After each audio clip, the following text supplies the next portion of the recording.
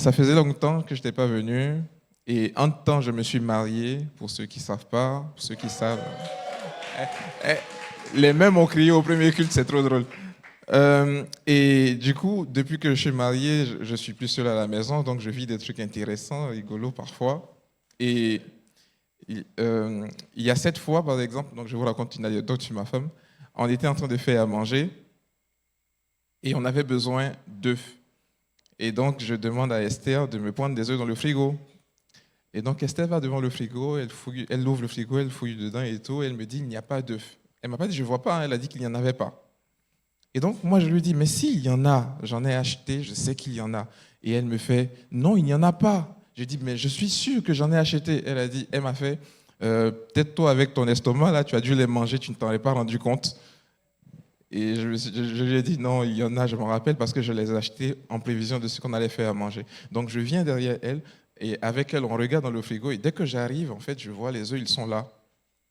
Ils sont juste trop hauts pour qu'elle ait pu les voir.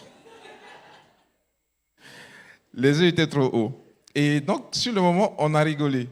C'était drôle. Et après, au calme, l'histoire a commencé à me reparler. En fait, en fonction de jusqu'à où tu vois, il y a des choses que tu peux voir ou tu peux ne pas voir. En fonction de là où tu te tiens, il y a des trucs que tu peux voir et des trucs que tu peux ne pas voir. En fonction du plus haut que tu te tiens, il y a des trucs que tu peux découvrir et il y a des trucs que tu peux complètement zapper. Et donc, en fait, le point de vue entre vachement dans la pratique. C'est beaucoup dans le quotidien, en fait. Et donc, je me suis dit, c'est très intéressant quand il a la parole. Et qu'est-ce que c'est en vrai le point de vue? D'abord, le point de vue, c'est la perspective ou l'opinion que quelqu'un a sur un sujet donné. Le point de vue reflète la manière dont la personne va voir le monde, la manière dont la personne va percevoir, interpréter et évaluer les situations ou enfin, tout ce qui se passe dans sa vie.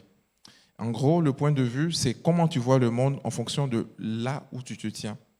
Et le là où tu te tiens est très important. Donc, tout ton point de vue, en fait, il est coloré, il est impacté par là où tu te tiens. Et là où tu te tiens, c'est ta culture, c'est ton origine, c'est d'où tu viens, là où tu as grandi, ton entourage, les gens qu'il y a autour de toi, les gens avec qui tu parles. Je prends juste un exemple. Euh, un Africain et un Européen ne vont pas avoir le même point de vue sur le piment. Un Africain qui a beaucoup d'entourage africain ou qui aime beaucoup manger africain, un Européen, pardon, qui a beaucoup d'entourage africain qui aime beaucoup manger africain, il ne va pas avoir le même point de vue sur le piment qu'un autre Européen qui ne mange que européen et qui n'a pas l'habitude de manger épicé. Ça, c'est vraiment l'exemple le plus basique que je puisse prendre. Si on veut aller sur plein d'autres choses, les émissions qu'on regarde à la télévision, les endroits où on passe du temps, les choses qu'on utilise pour se distraire et ainsi de suite, tout est influencé par ce qui est dans ton point de vue. De ton point de vue, qu'est-ce qui est plaisant, qu'est-ce qui est intéressant. Et je me suis dit, punaise, le point de vue est vraiment dans le concret, dans le pratique, dans le quotidien en fait. Mais qu'en dit la parole? Donc je suis allé fouiller dans la Bible, je suis allé faire des recherches et tout, et vous allez être surpris, nulle part il y a le mot opinion ou point de vue dans la Bible. Donc je me suis dit, ah c'est bizarre, parce que normalement, en tout cas de mon expérience jusqu'à aujourd'hui, tout ce que je vis dans mon quotidien, en fait, la Bible en parle pour me dire comment je dois gérer ça, comment je dois faire avec. Donc pour moi, c'est inhabituel que la Bible ne parle pas d'un truc qui soit aussi concret. Et dans mes prières, dans mes recherches, dans tout ce que je continuais de regarder pour documenter ce sujet, je me rends compte qu'en fait, si le terme n'est pas dit dans la Bible, mais toute la Bible parle de point de vue, d'opinion. Toute la Bible en parle. Regardez juste un exemple pour parler de Jésus, de manière à ce que nous, on puisse comprendre qui est Jésus. Il a fallu le point de vue de 4 personnes. Tous les évangiles, les 4 évangiles. Et encore, tout le Nouveau Testament parle de Jésus, de comment il a impacté le monde, de toute sa suite, en fait. Donc, en gros, le point de vue, la Bible en parle. Donc, je me suis dit, OK, dans ce cas, je vais prendre quelques histoires dans la Bible et puis essayer de voir comment, en fait, il faut gérer ce truc qu'est le point de vue, qui est vachement dans le quotidien. Et je me suis arrêté sur 2 histoires, celle de Zachée et celle de Bartimée. Mais on ne va pas avoir le temps de pouvoir toutes les étudier. Donc, vous avez un devoir de maison. Faites la réflexion sur Zachée, comme on va la faire là maintenant sur Bartimée. Ok. Donc, on va commencer par lire son histoire.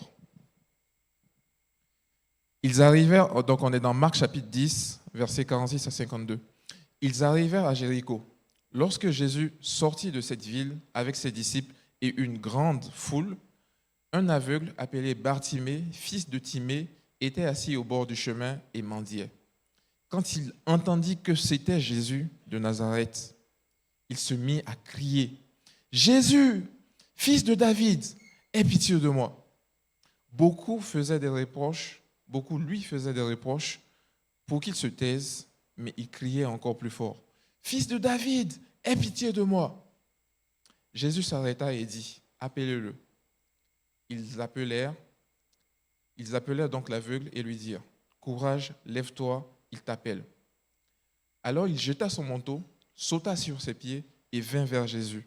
Jésus lui demanda, « Que veux-tu que je te fasse? Que veux-tu que je fasse pour toi? » L'aveugle lui répondit, « Maître, que je vois de nouveau. » Et Jésus lui dit, « Va, ta foi t'a guéri. » Aussitôt, il put voir et il suivit Jésus sur le chemin. Le premier point sur lequel je vais m'arrêter, c'est celui-ci. Le point de vue via la foi et le surnaturel. En gros, ta manière de voir le monde, ton point de vue, en fait, nourrit ta foi. Et ta foi crée le surnaturel dans ta vie. Peut-être que tu ne crois pas que Dieu guérit encore aujourd'hui. Peut-être que tu crois que les miracles, c'était pour avant, dans le temps de la Bible. Et c'est ton point de vue. Moi, par exemple, je crois que Dieu fait encore des miracles aujourd'hui.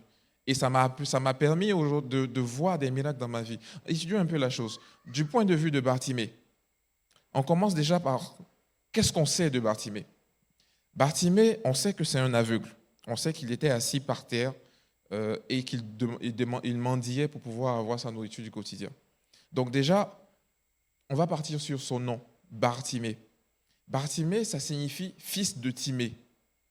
Et Timée, c'est un nom grec qui veut dire honorable, précieux.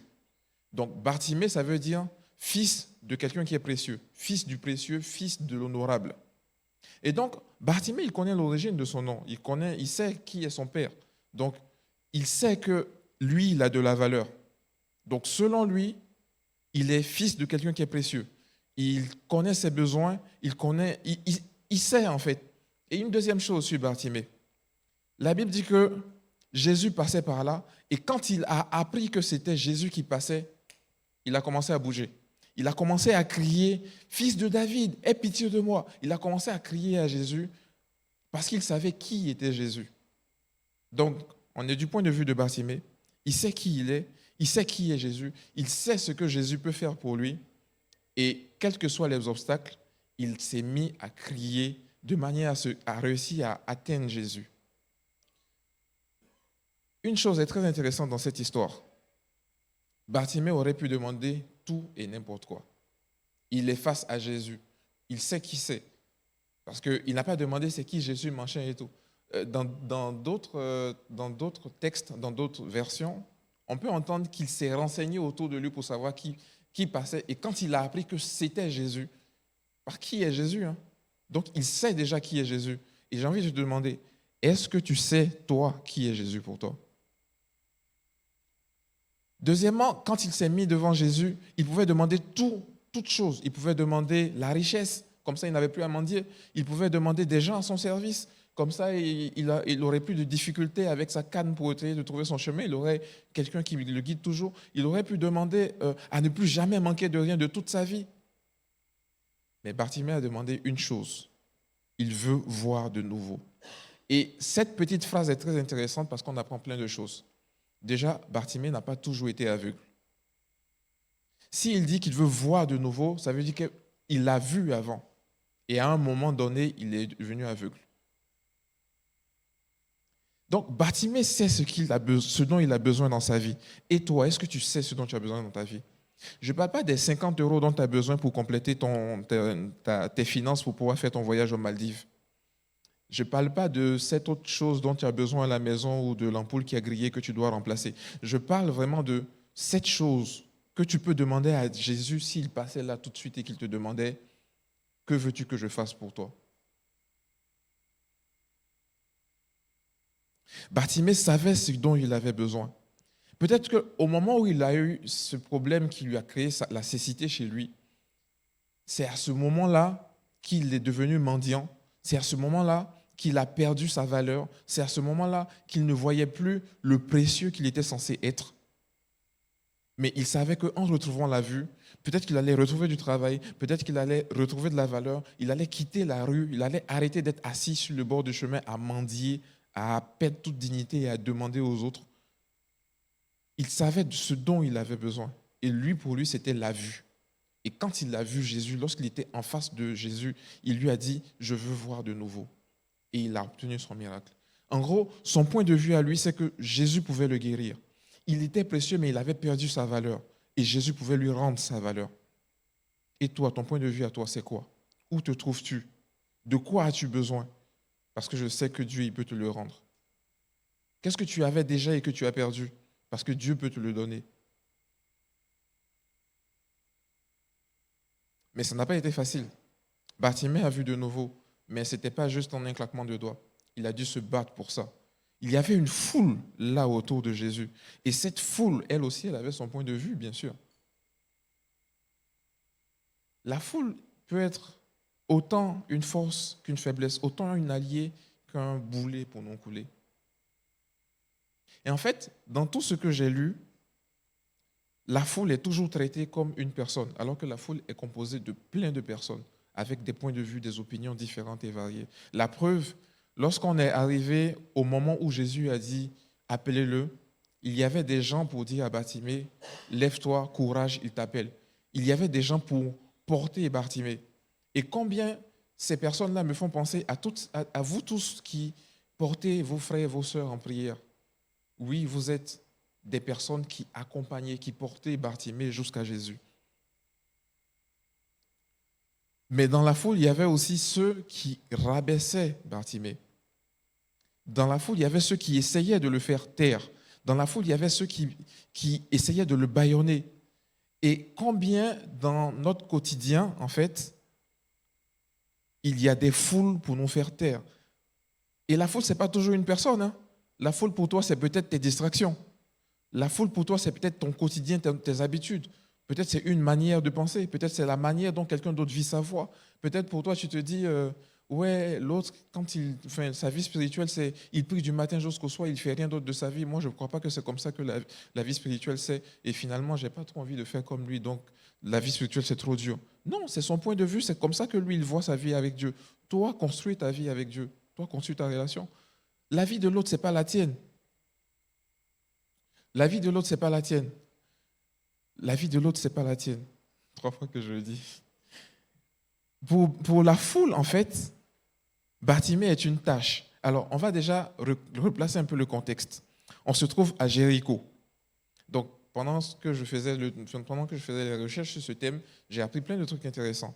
Notamment que Jéricho, c'est l'une des plus vieilles villes du monde. Littéralement, hein, de la planète Terre. En gros, 7000 ans, 7000 à 9000 ans avant Jésus-Christ, la ville de Jéricho existait déjà. Ils avaient déjà découvert comment construire des édifices solides et durables. 7000 ans. Là, actuellement, on est 2000 ans après Jésus-Christ. Donc, si on compte le temps à reculons, c'est le temps d'évolution qu'on a eu là, moins 9000. On parle d'années, 9000 années. Ils étaient déjà au point où ils construisaient des tours qui duraient des centaines et des milliers d'années. Jéricho, c'est une oasis. En gros, dans le paysage désertique d'Israël à l'époque, Jéricho est un endroit où il y a de l'eau, où il y a de la verdure, où il y a de la végétation, où ça pousse en fait. C'est un endroit qui est fertile.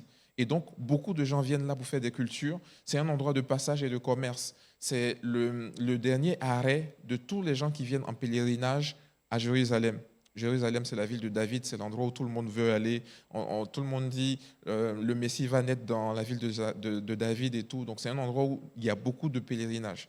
Et tous ceux qui vont là-bas, ils s'arrêtent à Jéricho pour se reposer, pour passer du temps, pour se ressourcer, pour prendre des forces avant de continuer leur chemin. Et en fait, Bartimée, il est dans cette ville. cette ville si belle, si précieuse. Et Bartimée, il s'assoit à la sortie de cette ville, là où tout le monde va passer pour sortir, et c'est là qu'il mendie. Et donc là, on a Jésus qui passe avec une foule qui est décrite comme une foule nombreuse, une grande foule. En fait, ce n'est pas juste 100, 200 personnes, c'est vraiment beaucoup de gens. On connaît Jésus, partout où il passe, il est suivi par tellement de gens. Rien que pour l'histoire des 5 pains et 2 poissons, il y avait 5000 hommes, on ne comptait pas les femmes et les enfants. Donc imaginez Jésus en train de passer avec toute la foule qui était là. Et parmi cette foule-là, il y avait des gens qui essayaient de le faire taire. Dans certaines versions, c'est écrit, beaucoup le rabrouaient pour le faire taire. Et rabrouer, en fait, c'est un mot, j'ai dû aller chercher un peu dans plusieurs dictionnaires pour essayer de comprendre le terme. C'est pas juste tais-toi. C'est rempli de violence. Donc, c'est autant de la violence verbale que physique. Le gars, on ne sait même pas c'est quand son dernier repas, si c'était un repas complet. Bartimée, il n'est pas forcément... Regardez un peu quand vous croisez des SDF dans la rue. Ce n'est pas forcément des gens qui mangent à tous leurs repas, qui ont beaucoup de force. Je ne sais pas si Bartimée pouvait courir ou crier. Mais je suis revenu un peu du point de vue de Bartimée. Il a dû user de combien de force pour crier si fort qu'il pouvait crier plus fort que la foule qu'il y avait autour de lui.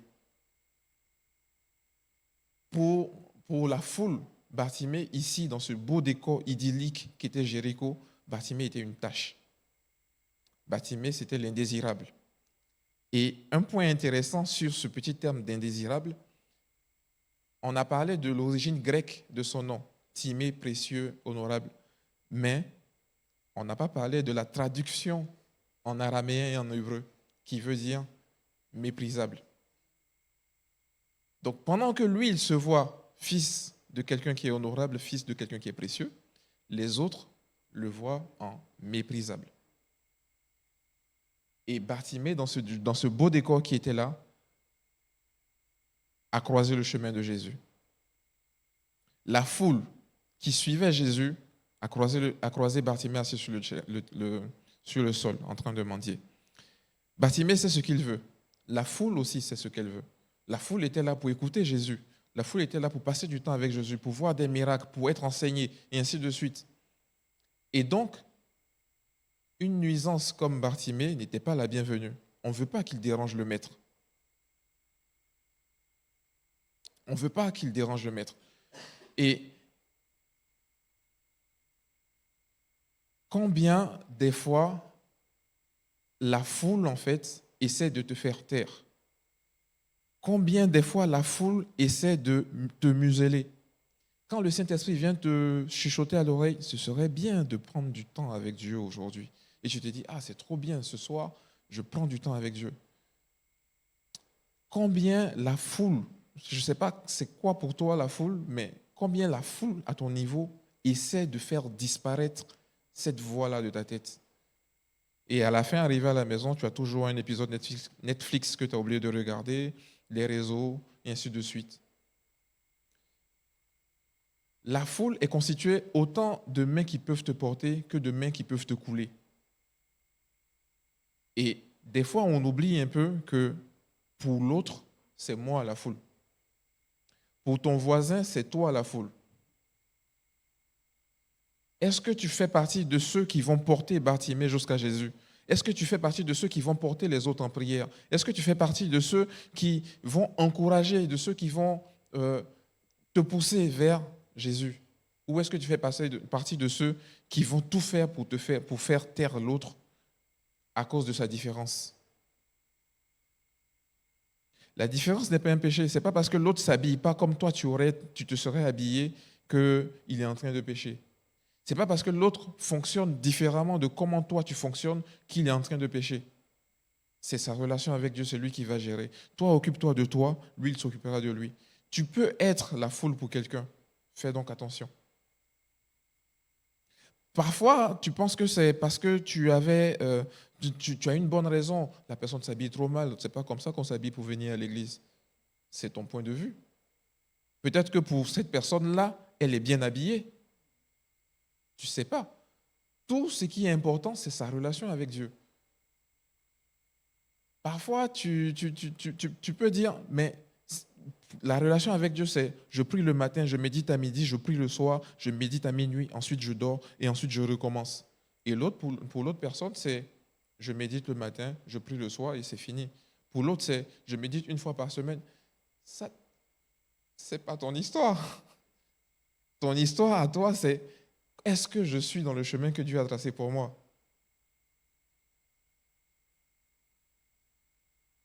Faisons en sorte de ne pas devenir la foule pour quelqu'un. Faisons en sorte de ne pas être l'obstacle qui va se trouver entre quelqu'un et Jésus. Et faisons en sorte aussi que quelqu'un ne se mette pas, ou quelque chose ne se mette pas entre nous et Jésus. Alors, j'ai quelques questions pour toi là, à ce niveau-là de ce partage. Déjà, est-ce que tu sais ce dont tu as besoin dans ta vie?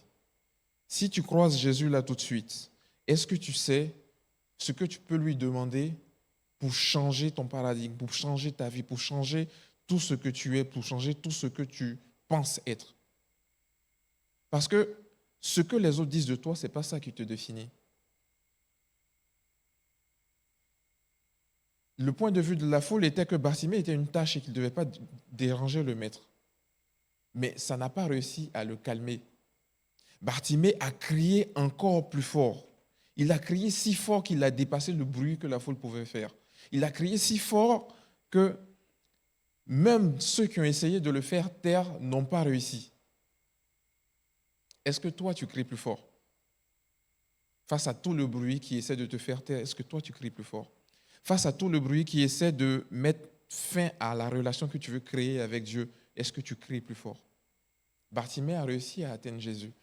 Et quand tu réussis à atteindre Jésus, il y a des choses intéressantes qui se passent. Non seulement tu télécharges en toi la manière dont Jésus te voit. Et en fait, c'est ça qui est la vérité. Là, on va prendre le point de vue de Jésus un peu. Jésus est en train de faire son ministère. Il passe. Il est accompagné par une foule qui a soif de Jésus, qui a soif de ce qu'il dit, qui a soif de comment il parle, qui a soif de lui, en fait. Et donc, ils sont là, ils l'entourent, ils sont en train de se faire du bien avec la présence de Jésus. Et il y a Bartimée qui est sur le chemin, qui veut sa victoire, qui veut sa délivrance, qui veut sa guérison. Et qui sait qui est Jésus et qui sait qu'il peut recevoir ce dont il a besoin. Chacun a son point de vue dans toute cette histoire. Mais c'est leur réalité à eux. La foule peut penser que Bartimée est méprisable, la foule peut penser que Bartimée est indésirable, mais Jésus, lui, le voit comme quelqu'un de valeur qui a besoin de guérison et il change son état de malade à guéri. Tous les points de vue qu'on peut avoir, ce sont nos réalités. C'est ce que nous, on voit aussi loin qu'on peut regarder. Le point de vue de Jésus, c'est la vérité. Il n'y a rien qui peut changer ça.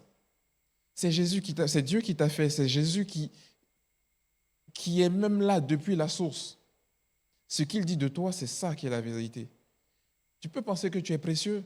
Oui, parce que Jésus dit que tu es précieux. Tu peux penser que tu es méprisable? Je ne suis pas sûr, parce que Jésus ne te méprise pas. Le point de vue de Jésus est plus haut que la foule, plus haut que les obstacles, plus haut que les peurs, plus haut que le stress, plus haut que les échecs. Et parfois, on se retrouve peut-être bloqué parce qu'on n'a pas crié plus fort que le bruit que pouvait faire l'obstacle de nos vies. Parfois, on ne s'est pas mis dans la situation de Bartimée pour dépasser les limites et se dire, je veux aller au-delà de ce que je suis aujourd'hui. Bartimée, il est allé plus loin, il a touché Jésus. Jésus l'a fait appeler, il s'est trouvé face à Jésus et Jésus lui a dit qui il était. Ta foi t'a sauvé, ta foi t'a guéri, ta foi t'a libéré. Est-ce que toi, tu mets en œuvre cette foi qui peut te délivrer de ta situation? Est-ce que toi, tu mets en œuvre cette foi qui peut te sortir de là où tu es? Est-ce que tu mets en œuvre cette foi qui te montre ton identité au-delà de tout ce qu'on a pu dire de toi, de tout ce que ta vie a pu dire de toi? Ce n'est pas ta vie qui te définit, ce n'est pas tes péchés qui te définissent, ce n'est pas tes échecs qui te définissent, c'est Dieu qui te définit. Et qu'est-ce qu'il dit de toi? Qu'est-ce qu'il dit que tu es? Là, vous voyez une slide où il y a quoi? 5? 5. Il y a 5 points.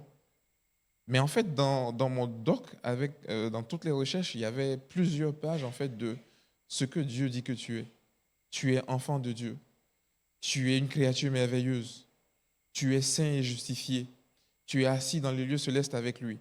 Tu es. Et c'est la Bible qui dit, si tu ne sais pas, prends la Bible, médite-la, télécharge. Installe à l'intérieur de toi que Dieu dit que tu es ça. Et il y a un autre truc qui est intéressant. La personne qui est assise à côté de toi, à ta gauche et à ta droite, est aussi concernée. Est-ce que tu vois ton voisin, est-ce que tu vois ta voisine, est-ce que tu vois tous ceux qui sont dans cette salle comme des gens pour qui Dieu a envoyé Jésus? Est-ce que tu vois tes frères et tes sœurs comme des gens pour qui Jésus s'est sacrifié à la croix, où il a vécu ce calvaire? Est-ce que tu vois toi-même ta vie comme étant quelqu'un qui méritait le salut? Je vais appeler les musiciens, je vais appeler l'équipe de louange.